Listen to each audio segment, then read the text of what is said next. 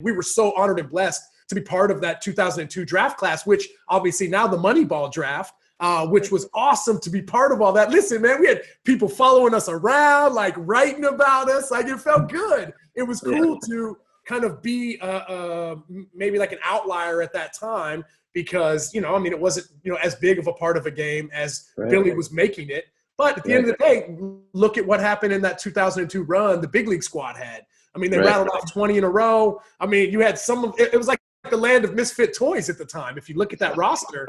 And so for us, we were like, you know what? Hell yeah, man. We want to be part of that squad. Because I also think, you know, now kind of, you know, being a special advisor with the Yankees, it's a little different. It's very buttoned up.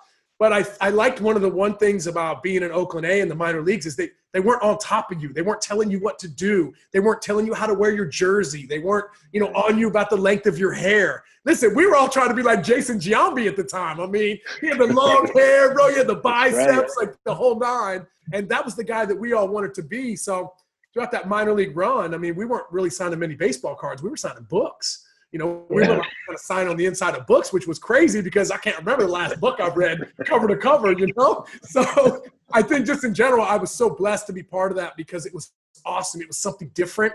And I've always kind of prided myself on always being myself and not trying to conform to some other way.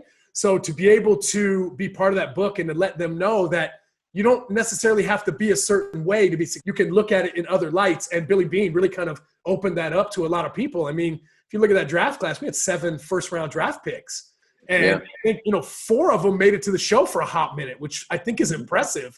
You know, especially knowing what I know about, you know, drafting and scouting now. I mean, like, that's a pretty good return on your investment, no doubt. It is. So, all right, you said you were obviously you're part of the book, and there was a movie came out of that too. Right. So any good stories out of that? Did you know, was Brad Pitt coming down? You having lunch with Brad Pitt or anything like that? Let me tell you this. I knew this, and Billy would be the first one to tell you, man. Like, when Brad Pitt took over Billy Beane's role, we were all like, oh, no, we're out. They're not bringing us in, bro. This ain't going to be about us. This is going to be about Billy for sure, right? But I was thinking to myself, bro, if somebody's going to be in that movie playing me, it's going to be me, dude. You know what I mean?